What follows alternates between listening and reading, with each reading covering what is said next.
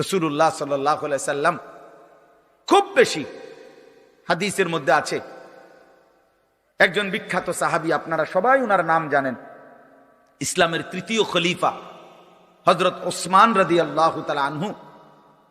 কিতাবের মধ্যে আছে, আমরা নিজে আত-তাযকিরা, আমার কাছে কিতাব আছে আরবি, ইমাম কুরতুবী রাহমাতুল্লাহ আলাইহির লিখিত কিতাব, ওখানে আছে হযরত ওসমান রাদিয়াল্লাহু তাআলা আনহু যখন কোনো কবরের সামনে দাঁড়াইতেন তো প্রচন্ড কাঁদতেন, ভীষণ কাঁদতেন, হাত্তা ইয়াবুল্লা লিহিয়াতাহু, কাঁদতে কাঁদতে উনার দাড়ি ভিজে যেত।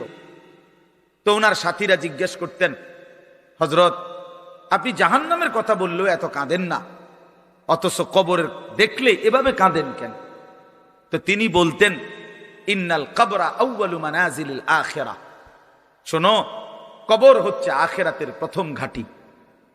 ফা ইন নাজা মিনহু ফামা বাদাহু আইসারু মিনহু, যদি কোনো ব্যক্তি এই কবরের ঘাটিতে বাইচা যায়, পরবর্তী সবগুলো ঘাটি তার জন্য সহজ।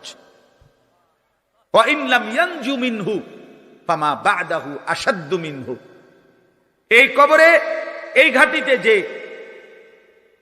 জিততে পারবে না, বাঁচতে পারবে না, তো পরবর্তী সবগুলো ঘাটি তার জন্য তার চাইতে বেশি কঠিন। এই কথার কারণে আমি ভয় পাই, কবর দেখলে আমার মনে পড়ে, হায় আমি এই কবরের আযাব থেকে বাঁচবো কিনা, এই ভয়ে আমার কাঁদতে থাকি।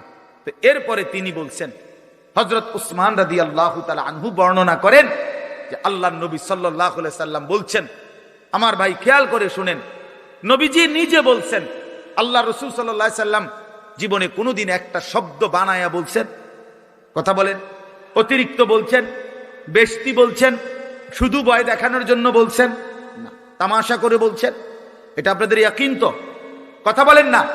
আল্লাহর নবী সাল্লাল্লাহু আলাইহি সাল্লাম বলেন, মা রাআইতু মানজারান কাত্তু ইল্লা ওয়াল কবরু আফজাউ মিনহু।